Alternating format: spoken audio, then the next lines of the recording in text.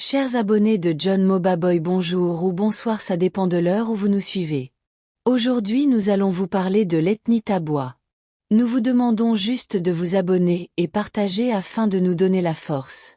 L'ethnie Taboua est un groupe ethnique et linguistique vivant principalement sur les rives sud-ouest du lac Tanganyika, sur le massif de Maringu, dans l'extrême sud-est de la République démocratique du Congo. On les trouve également dans le nord-est de la Zambie et le long de la rivière Luapula. Voici quelques points clés sur les Taboua. Histoire et origine. Les peuples qui s'identifient aujourd'hui comme Taboua étaient autrefois une série de petits villages avec des histoires distinctes. Leur identité Taboua actuelle est en grande partie le résultat de l'administration coloniale. La plupart des Taboua ont migré vers cette région depuis l'Afrique centrale orientale, cherchant des terres fertiles ou fuyant les conflits.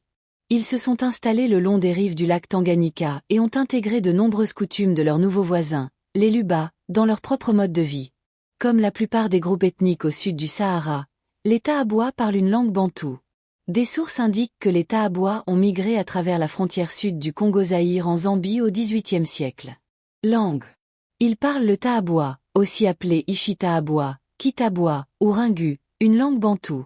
Elle est étroitement liée aux langues Bemba et Luba, parlées par les peuples voisins. Le nombre de locuteurs est estimé à plus d'1 million, répartis principalement en RDC et en Zambie. Économie et mode de vie. Traditionnellement, ils étaient chasseurs et forgerons. Aujourd'hui, ils vivent principalement de la pêche, ainsi que de l'agriculture, cultivant le manioc, les haricots et le maïs pour leur consommation locale. Les pêcheurs Taboua rivalisent avec les entreprises de pêche industrielle sur les lacs Tanganyika et Mweru, utilisant des lignes et des filets traditionnels. Le commerce de sel, de fer et de poissons fumés était important avant l'époque coloniale. Organisation sociale et politique. Les Taboua observent une descendance matrilinéaire. Les villages sont dirigés par des chefs qui héritent de leur position de manière matrilinéaire. Ces chefs justifient leur pouvoir en retraçant leur ascendance jusqu'aux fondateurs originaux de la société Taboua, souvent à travers la collection et l'affichage de figures d'ancêtres.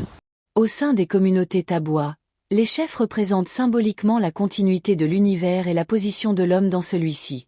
Culture et tradition. Religion. Les Taboua ont développé un système religieux honorant les ancêtres.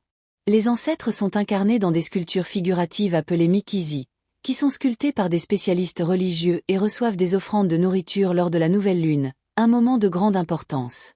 Art. Les Taboua sont connus pour leur parure corporelle et leurs masques en bois, notamment des mascomes et des masques zoomorphes. Scarification. Les scarifications corporelles sont courantes chez les Taboua. Un motif récurrent est constitué de triangles isocèles jumelés, dont les deux bases symbolisent la dualité de la vie et évoquent l'avènement de la nouvelle lune. Musique et danse. Les Lingus, un groupe parfois identifié comme Taboua, ont une danse traditionnelle appelée Nsimba et des instruments de musique appelés Vingwengu. Cérémonie.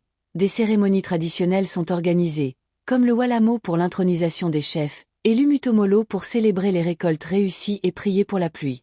L'identité Taboua est complexe et a été influencée par les migrations, les interactions avec d'autres groupes ethniques, comme les Luba et les Bemba, et l'administration coloniale.